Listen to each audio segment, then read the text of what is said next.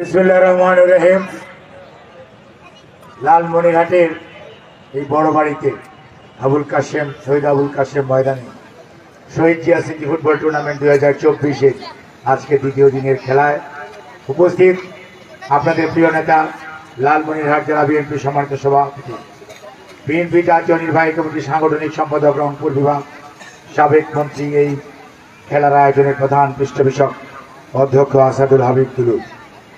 আজকে উপস্থিত আছেন এখানে যারা খেলবেন, অর্থাৎ রংপুর জেলা আর সৈয়দপুর রাজনৈতিক জেলার বিএনপির সভাপতি যথাক্রমে জনাব সাইফুল ইসলাম, আহ্বায়ক সাইফুল ইসলাম, আর সৈয়দপুরের সভাপতি অধ্যক্ষ আব্দুল গফুর। উপস্থিত রয়েছেন বিএনপি রংপুরের সদস্য সচিব আনিসুল হক লাকু, আর সৈয়দপুরের সাধারণ সম্পাদক অসুস্থতার জন্য সে উপস্থিত নাই।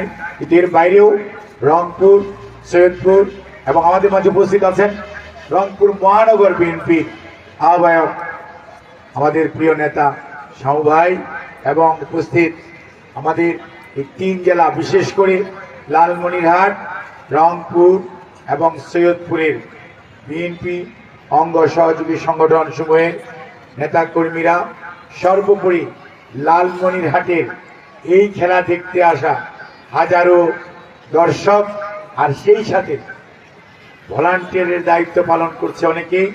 ছোট ছোট বাচ্চারা যে ডিসপ্লে করেছে, আমরা ফিফার ডিসপ্লেও দেখেছি, ফিফার ডিসপ্লেও এরকম সুন্দর হয় না, এরকম কোটেশন লেখা থাকে না।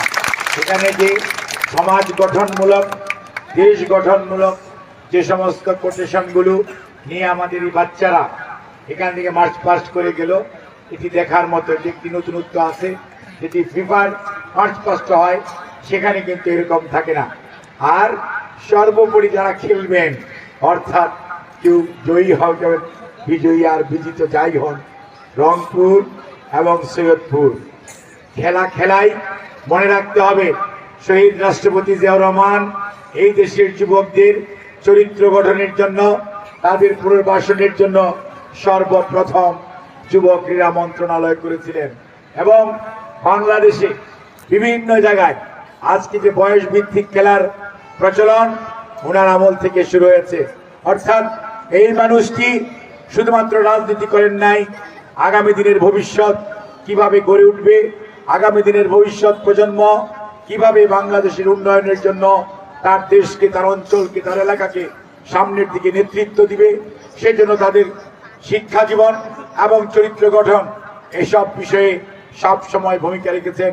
তারই ধারাবাহিকতায় দেশনেত্রী বেগম খালেদা জিয়া, আপনারা দেখেছেন যে ক্লাস 8 পর্যন্ত প্রথম, তারপরে 12 ক্লাস পর্যন্ত, তারপরে 14 ক্লাস পর্যন্ত বিনা বেতন করেছে, এবং ফ্রি বই ছেলে মেয়েদেরকে দেওয়ার যে প্রভিশন, সেটি রাজ শুরু হয়েছে বেগম খালেদা জিয়া আমাদের নেত্রী যখন উনি প্রধানমন্ত্রী ছিলেন, আপনাদের নেতা তখন এমপি ছিলেন, এবং তখন কিন্তু এটা শুরু হয়েছে। অর্থাৎ বিএনপি শুধু রাজনীতি করে না, বিএনপি দেশ গঠনে, দেশ পুনর্গঠনে, দেশের সকল বয়সের মানুষের মনস্তাত্ত্বিক, সামাজিক এবং পরবর্তীতে আগামী প্রজন্মে, আগামী দিনে কিভাবে তারা তাদের দায়িত্ব পালন করবে, সেটা জন্য নিরলসভাবে কাজ করছে। বিএনপি শুধু শাসন করলাম, চলে গেলাম, আর লুটে পুটে খেয়ে গেলাম, বিগত স্বৈরাচার যেমন করেছে, সেই দল বিএনপি নয়। কাজেই বিএনপি আপনাদের সাথে আছে। এই দুলু ভাই সবসময় দেখবেন আপনাদের এখানে থাকে। কত আন্দোলন সংগ্রাম কর্মসূচি, দুলু ভাই কেন্দ্রীয় নেতা হওয়ার পরেও লালমনিরহাটের এই মানুষগুলোর সাথে, রংপুরের মানুষগুলোর সাথে সব সময় থাকে। এবং মনে রাখতে হবে, আমাদের শেষ ঠিকানা আপনারা। শহীদ জিয়ার কথা, অর্থাৎ ব্যক্তির চেয়ে দল বড়, দলের চেয়ে দেশ, আর আপনারাই ক্ষমতার উৎস। কাজেই চরিত্র পুনর্গঠন, শারীরিক পুনর্গঠন, শারীরিক সুস্থতা যদি না থাকে কাজ করা যাবে না, কোনো ভালো কাজও করা যাবে না, নেতৃত্বও দেওয়া যাবে না।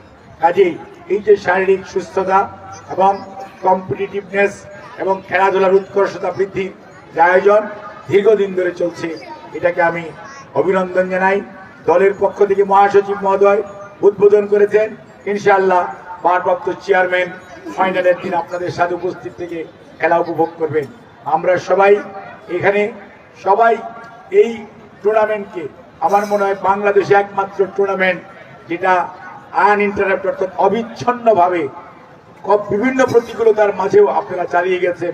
সেই জন্য আপনাদেরকে অসংখ্য ধন্যবাদ, সংগ্রামী অভিনন্দন। মোবারকবাদ। আজকের খেলা সুন্দর হোক, খেলোয়াড়রা ভালো করুক এবং রেফারিরা তাদের দায়িত্ব সঠিকভাবে পালন করুক। আমরা দর্শকরাও আমাদের দায়িত্ব সঠিকভাবে পালন করবে আশা করে আমি আজকের রংপুর সৈয়দপুর খেলার শুভ উদ্বোধন ঘোষণা করছি। আল্লাহ হাফেজ। বাংলাদেশ জিন্দাবাদ, বাংলাদেশ জাতীয়তাবাদী দল জিন্দাবাদ, শহীদ জিয়া সিটি ফুটবল টুর্নামেন্ট 2024 জিন্দাবাদ, দেশনেত্রী বেগম খালেদা জিয়া জিন্দাবাদ, দেশনায়ক জনাব তারেক রহমান জিন্দাবাদ।